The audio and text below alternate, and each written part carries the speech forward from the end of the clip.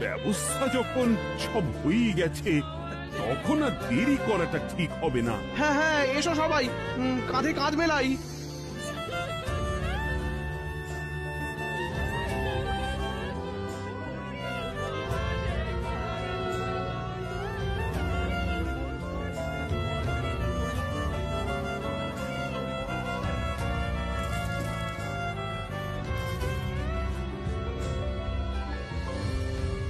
এই দৃশ্য কিনা শেষে আমাকে দেখতে হলো, কিন্তু তবু আমার খুব জানতে ইচ্ছে করছে বাচ্চারা ঘুড়ি ভর্তি মোহর অলংকার সব ছড়াতে ছড়াতে যাচ্ছে কেন, আর গোপালের হাত দুটোই বা ঘাট থেকে বেরিয়ে দুদিকে ঝুলছে কেন?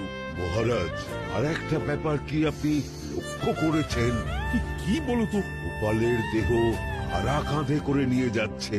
হ্যাঁ হ্যাঁ, ওই তো মন্ত্রী, সেনাপতি, জ্যোতিষী আর পণ্ডিত। আসলে গোপালের এই শেষ যাত্রা আমাদের কিছু শিক্ষা দিয়ে যাচ্ছে মহারাজ। এই যে দেখুন, যারা গোপালকে সহ্য করতে পারত না, এখন তাদেরই কাঁধে গোপাল যাচ্ছে। আর মানে শেষ পর্যন্ত কেউই কারোর শত্রু থাকে না, সবাই মান অভিমান ভুলে কাঁধে কাঁধ মিলিয়ে পার করে দেয়। তাই তো, এই দৃশ্য তো সেই কথাই বলছে। আর ওই যে মোহর আর অলংকার ছড়িয়ে যাচ্ছে, সেটাও বুঝিয়ে দেয় যে এই অর্থ, সমৃদ্ধি সবই ফেলে একসময় চলে যেতে হবে।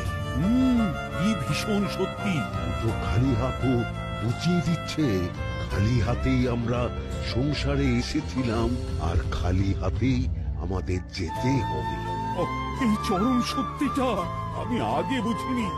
গোপাল, গোপাল, তুমি মরে গিয়ে আমাকে চরম শিক্ষা দিয়ে গেলে। কিন্তু এখন শিক্ষা পেলেও গোপাল তো আর ফিরবে না।